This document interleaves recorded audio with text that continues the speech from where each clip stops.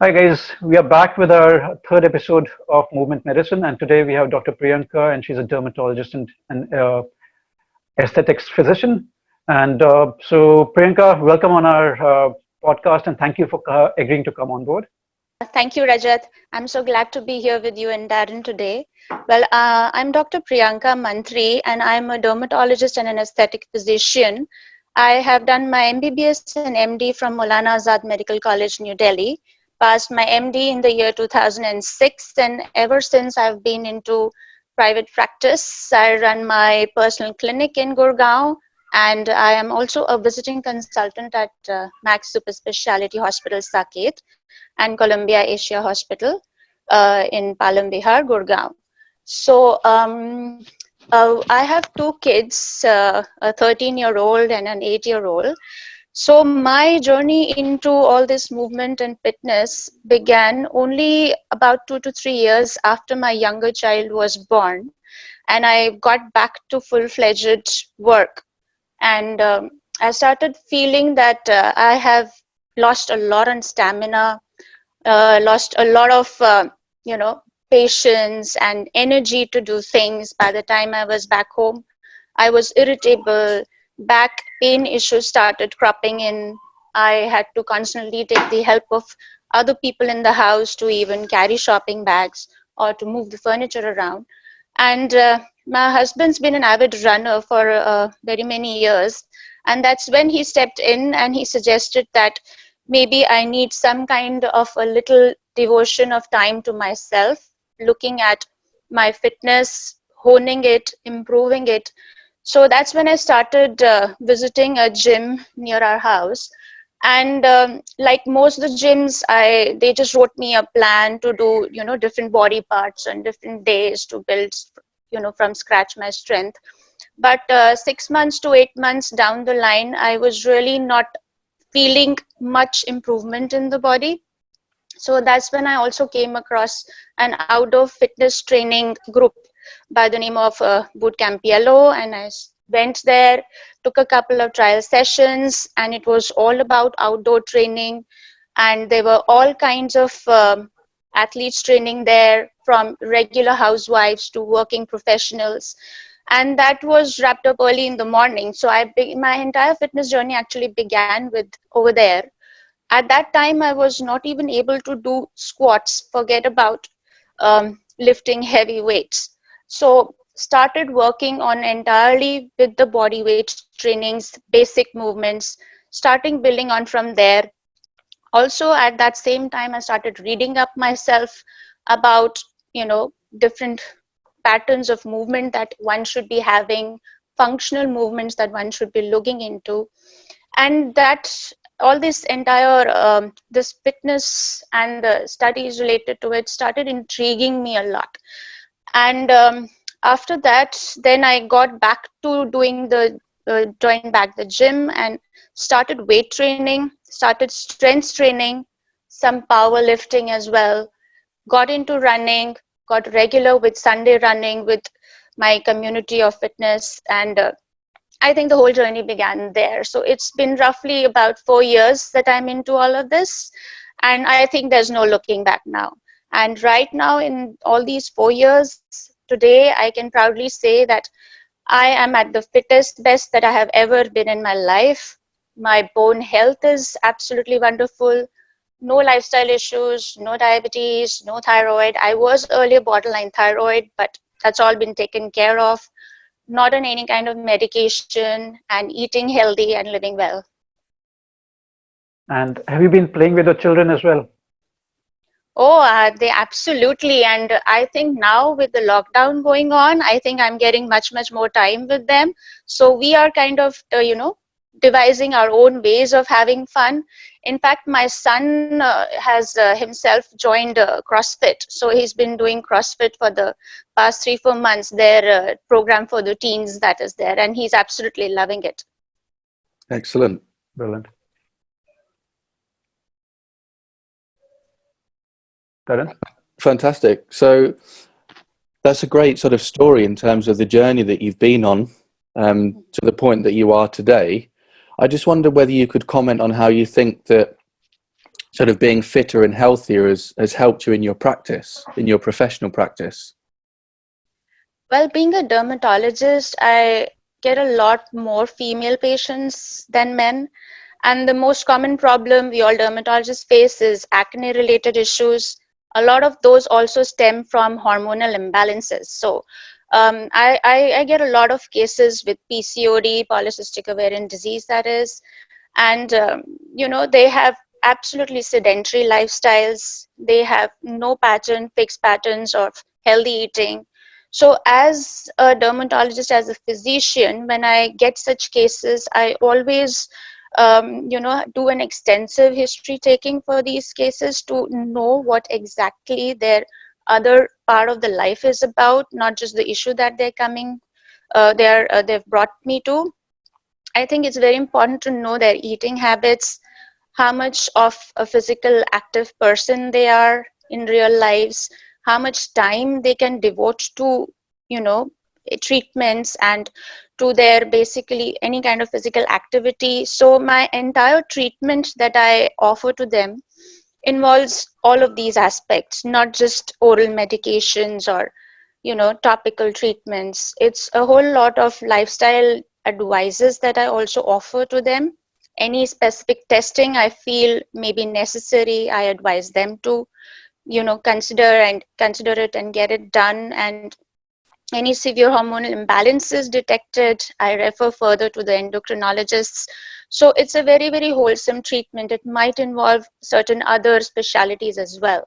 And once these patients understand that the doctor herself is knowledgeable and the doctor herself is taking a keen interest as an entirety for the patient as an entirety, not just the issue at hand, I think that builds a trust between the patient and the doctor. So they are absolutely very receptive to what I have to offer, even including the advice I have to offer.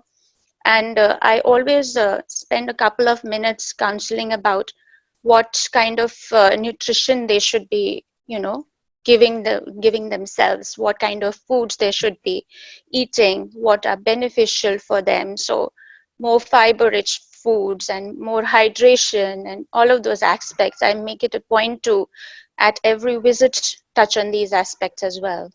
So I think Yeah. it's made a huge difference because then everything, the doctor patient relationships become more transparent. And I think the entire treatment process is then much more successful in the long run. Yeah. Yeah. Priyanka, so two things really. PCOD, I mean, I end up seeing a lot of patients because of my Mm, background in sports medicine, exercise medicine. mm, mm, One, could you just symptom-wise, what is it really? Because most of the times I do see it's misdiagnosed as well. mm, mm. So could you just kind of, say more about PCOD?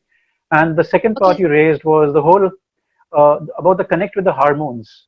How Mm, with physical activity, how does the hormone bit change and how does it affect the dermatology effect, right? So could you make that connect as mm. well, please? Yes. So polycystic ovarian syndrome is basically a set of symptoms, a set of clinical manifestations that we can get. And it can vary from being borderline to mild to moderate to a severe case. And unmarried girls, young girls, post their age of menarche, even they can develop polycystic ovarian disease. It's not that only married women or older women get it, because there is a tendency for a hereditary the hereditary tendency towards it as well. And especially in families where diabetes and hypertension, hypothyroidism, these kind of lifestyle issues run, it's much more common to encounter polycystic ovarian syndrome. So we can get patients who are, if we just physically look at them, who are slightly overweight or obese, and then they very commonly have a history of delayed or missed periods, and then they can have a whole lot of acne, especially acne over the lower part of the face, and along with that hirsutism, so thick dark hairs coming on the beard area, and along with it some thinning of the frontal scalp hairline.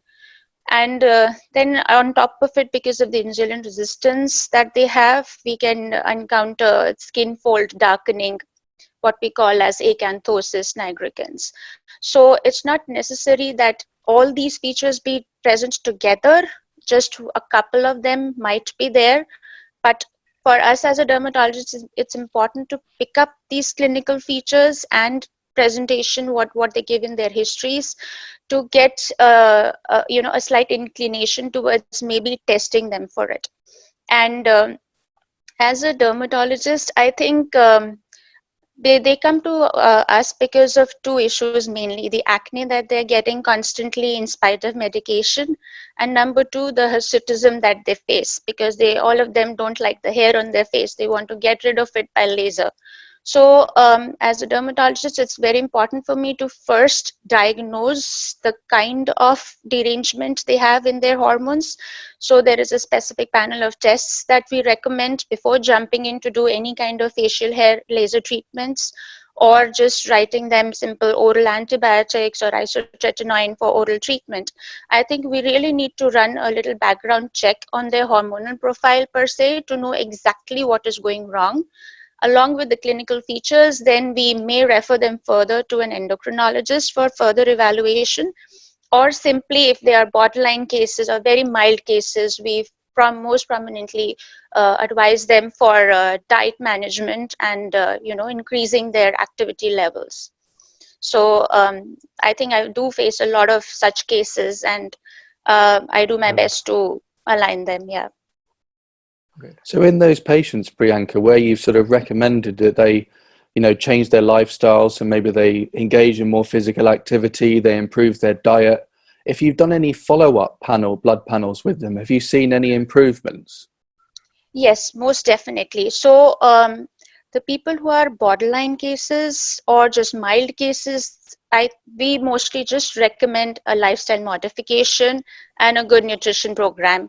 They really don't need any other medication beyond that. But the patients who have severe cases with all symptoms manifest, and the blood work showing hormone levels which are quite high, 2 times, 3 times the levels, then we also need to add oral medication to it. But for most mild and borderline cases, I have myself seen a lot of cases improve with just some diet management and adding in some basic kind of physical activity, which I always suggest that they should start slow with baby steps, just maybe, putting in like 15 to 20 minutes on a daily basis, any kind of thing. If they are busy professionals always on the call, I tell them to just keep moving around while they're on call, while talking to somebody. Or maybe just, if they are living in a condominium, to take the stairs up and down instead of the lifts, or take the stairs to the lift to the workplace, or maybe just find out 15-20 minutes of jogging time, or just pick up the cycle, or maybe just 2 to 3 times a week engage in some kind of a sport they used to love back in college or school. So everything begins slow, and then they need to start building up on it. Because if they just go up to the gym and join it, and they are they have 1 hour of activity planned in front of them every single day, most of them just do not follow through it. They are not able to continue that thing for a long while. I think anything that you begin slow and steady is much more sustainable. So that's what I tell them to, first of all, get into some basic bare minimum kind of physical activity on a daily basis, maybe just 15 minutes a day.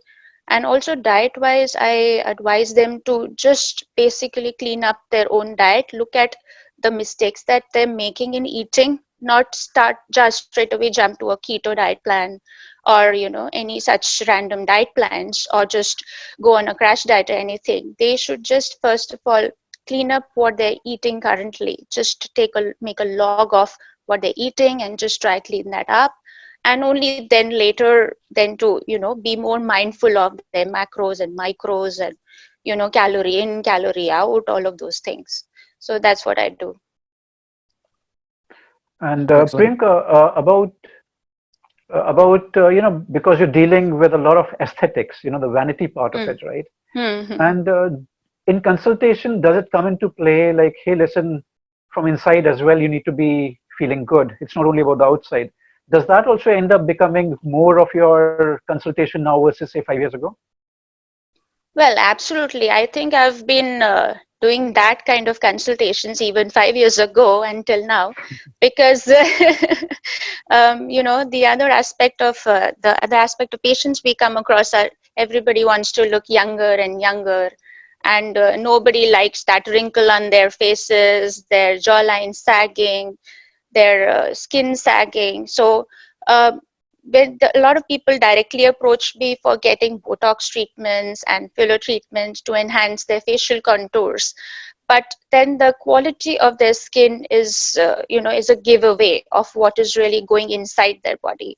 So I do counsel them a lot about gut health, and I do suggest them things like antioxidant rich foods that they should be eating, which also help with anti-aging, alongside regular use of sunscreens, because they also help with anti-aging benefits. So people are more concerned about facelifts and their facial contours. They are not so much concerned about the quality of their skin. So they may still be getting acne, but they want that high cheekbones. So I counsel them overall that the eating the right kind of food, so including a lot of green leafy vegetables, different colored vegetables, and different fruits to get that antioxidant punch into their body is very important from within. Also, I think nowadays I've started leaning also more on counseling them to take enough protein in their diet, because collagen is something that keeps the skin looking fresher and younger. And a lot of these whole protein, complete protein foods, they are able to replenish that collagen even in your skin. So if you're on a good high protein diet, taking the adequate kinds of complete proteins, mostly animal sources, if not then complementary plant proteins, that also goes a long way in making you look much younger. So a lot of these things, yes, I include in my consult before injecting them with anything. Brilliant. Great. So if you are recommending your patients to sort of undertake a lot more exercise or physical activity and movement, obviously during the exercise process, individuals are going to start to sweat a lot more. Are there any Yes. particular recommendations that you can give to sort of maintain skin health when an individual does start to sweat a lot more? Yes. So sweating is actually good for the skin, so it kind of makes your pores keep breathing all the time, and all the clogged pores, impurities and all, it's a good way of letting all of it out. So what I advise is, especially if they're in gym or working outdoors, they need to carry their own mats, they need to carry their own towels, they need to keep splashing water every now and then in between their exercise working sets. They need to keep splashing water on their faces, and they need to keep hydrating themselves throughout their activity period.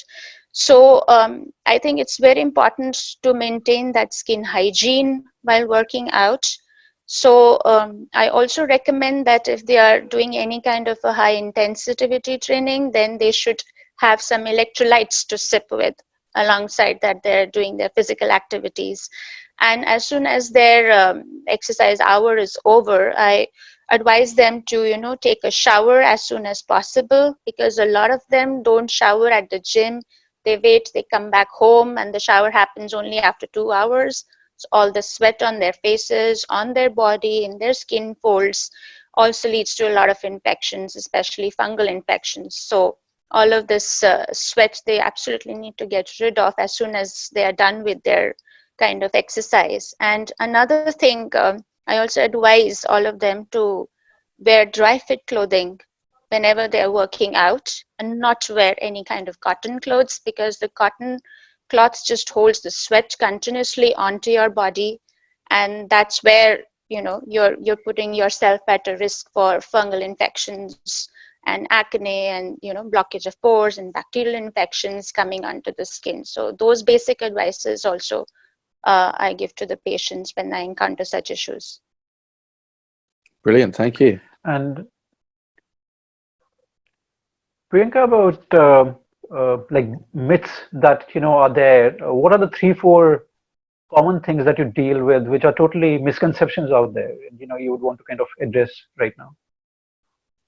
Okay, so the biggest misconception I face is with the PCOD patients. They feel that if they go on a crash diet, if they just limit the amount of calories they're taking in, they're going to recover out of it. Well, that's absolutely not the case. You have to give your body the right amount of calories in the first place. Crash diets are no answers. Maybe you should meet up with a nutritionist or a dietitian. Plan your diet. You have to include foods which have very low glycemic index in them. No food should be processed foods, and all these simple sugars and all of those things that spike the blood glucose levels should really be restricted, maybe completely avoided in your diet. And one needs to eat more of protein, more of fiber, rich foods to make you feel fuller for longer if you're really looking at restricting the calories. So they should be eating more nutrient dense foods than calorie dense foods. And they just simply think that if I cut my calorie intake, just skip a meal, or just eat a basic simple salad through the day, or just keep drinking, sipping on things, and my PCOD will be gone. They'll just keep sitting in front of the computers, the sedentary life goes on. Then that's really not the case. They really have to be moving constantly, staying active, eating the right kind of food, and being mindful about their eating. The second thing is that people really underestimate the role of good fats in the body. So we have to include a certain amount of good fats in our body, like our basic desi ghee, or maybe the regular nuts like almonds, walnuts, or some seeds, or olive oil, or maybe just virgin coconut oil. They are absolutely essential part of our diets because they also help in regulating the hormone functions. So they are also important for the neurological functions, but more prominently for the hormonal functions. So those should be included in a diet, even in cases of hormonal imbalance, because it's for their own good that they work. And the other thing is, I also commonly encounter patients with hair fall issues, and they just feel that everything is going fine, they just have some dandruff, and they attribute that to having immense hair fall. But mostly when I work them up, in women especially, it's multivitamin deficiencies that I encounter. Also, a lot of cases now I encounter are people who have turned vegan, and they have turned vegan by choice as a lifestyle to improve their lifestyle, to improve their performance. But they do not know that aspect, that vegans can be majorly deficient in some of the most important nutrients we need for our body. So that includes vitamin B12, and that includes good quality iron. So they absolutely need to supplement themselves with those things. So whenever people make these diet changes, they end up with having hair fall and acne breakouts and low energy. So I think everybody needs an overall counseling. So I guess mostly these things, yes. Brilliant. And steroids, let me put it the other way around. Male patients that come to you, Hmm. mostly Hmm. what is the reason that they're coming to you for? Well, most of the male patients, they again have started coming in for acne, for I think hair fall tops the list for men. The androgenic alopecia, the hormone age dependent hair thinning, generalized hair thinning, then acne. And a lot of male patients have started coming in for cosmetic treatments as well. So, redefining their jaw lines, or maybe just beard shaping with laser hair reduction. And besides that, the other issues like the common clinical dermatology issues like psoriasis or certain eczemas and infections and all. But yes, the male patients have started coming in as well for a lot of cosmetic treatments. But hair fall definitely tops the list for them. And again, do they take physical activity when you say that now more seriously versus say 5 years ago? Well, I think most of the men are always into some kind of physical activity. They do, vis-a-vis women, they always pay a little Hmm. more attention to that, because most men have been into some or the other sport in their school life or college life. So they do tend to take out some time, if not through the week, then maybe over the weekends consciously to engage in some kind of physical activity. And then, the men, I've seen most men now that I encounter visiting some gymnasium with certain, uh, facilities like cult opening. I think it's a blessing in disguise, because more and more people are engaging into some kind of a workout plan, to stay fit. So staying fit is kind of now becoming more like a fad. Like it's good to be fit, and people see it benefiting them in so many ways. So they try to probably look at something to fit into their routines now. So I think men mostly are more inclined towards being physically fit and physically active as women. But I think the trend is again changing now, with more women getting aware, becoming more aware of also being physically fit, being equal part of the family, and being also trying to find out time through the day to be more active. Right. No, I think there's some real practical recommendations and actions that people can take away. And as you were saying, for both women and men, if they can just learn to engage in regular physical activity, not just the committed amounts of exercise at the gym or at a class, but try and embed physical activity into their everyday life, then they're going to see changes across their lifestyle. So obviously there's clear impacts with the skin and the aesthetics, but they'll see a whole range of benefits across their sort of physical health and mental health well-being. Yes, absolutely. I believe that. And I think one should always begin with the basic body weight movements, and we should never underestimate what body weight movements can do. So if I can just, take an example of a basic squat. So it's a compound movement, and everybody should be able to squat full depth, is what I understand. Like as a human being, I feel everybody should be able to sit in a proper deep squat position, because that clearly shows the level of mobility you have in your joints, your joint health, your strength, and your movement pattern. It just defines everything. So if you're a beginner at anything, you can start with simple body weight squats, going just up to parallel, or maybe put a chair behind you to just be able to touch it and get up. And then once you're confident, once you get the form correct, then you can start building up on going deeper than a basic parallel squat. And once you're even further well versed with this kind of a thing, I think we can always improve the intensity of basic movements by, maybe there are different ways to increase the intensity. Like maybe we can just throw in a tempo. We could do some tempo squats, like squat down to a count of 3 or 4 and then get back up. So that adds to the intensity of the same basic movement. Or you can add some weight. You can wear a backpack or hold some weight with you and then do the squats.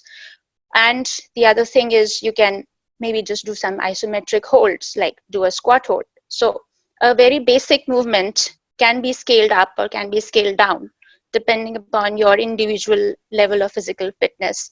And I think a lot of people get intimidated watching hardcore athletes around them doing a whole lot of different, extreme movements, lifting really heavy weights. But I feel that one should really focus on one's own goal,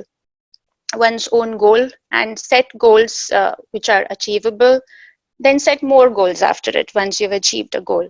And one should consciously work towards it, maybe take expert advice and expert guidance, expert help wherever needed. If you feel you can't do it by yourself, then one should start focusing and building towards it, and then keep progressing it.